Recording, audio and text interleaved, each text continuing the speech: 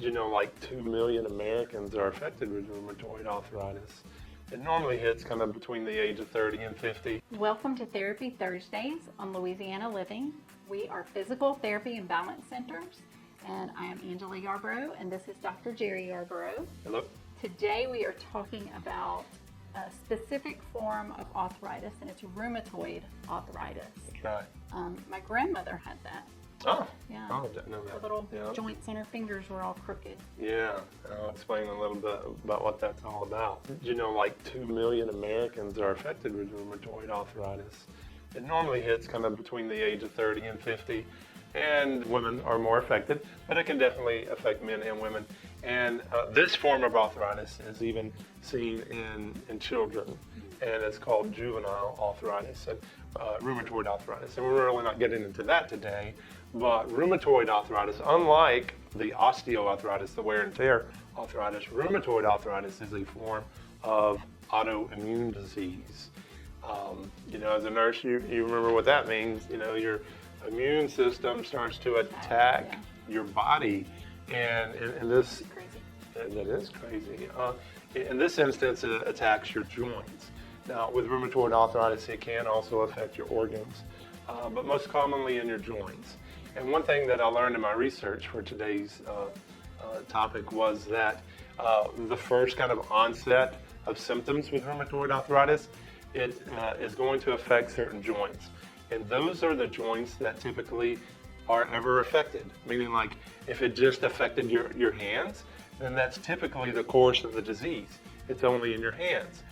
It's not necessarily always like that. It can progress to other joints, but if your initial flare-up was your hands and your knees and your ankles, that's kind of the joints that are going to be affected all the time. So rheumatoid arthritis, again, is this autoimmune disease that affects the joints. It causes the structures around the joints to get swollen and really red, and it causes thickening, and it also causes inflammation and damage to the ligaments and tendons around the joints. And the tendons kind of hold the joints together. The ligaments go from the muscle to the joint to make that connection. And whenever they get inflamed, they get really thick, and the damage causes nodules. So with rheumatoid arthritis, like you were saying with your grandma, the tendons will have nodules in them, and it really causes a lot of deformity, more so than the other forms of arthritis. You see people with really crippled joints, hands, feet, all that kind of stuff, elbows. Anyway, so in the flare-up phases, sometimes the most important thing is rest. Now, I do want to say with rheumatoid arthritis, you're definitely going to be referred to a rheumatologist to diagnose that, and they're going to put you on medications pretty much always. But you still, with physical therapy, you're going to maintain your joint motion because without that, you can't function. So you always want a physical therapist on your team of managing rheumatoid arthritis. So some things that you can do as you're flared up is a lot of times heat or ice, depending on what feels good. Typically heat feels better, but everyone's a little different. And something that really feels good with people with rheumatoid arthritis is a hot soaking bath. Kind of like we just went to hot springs and got some nice hot baths.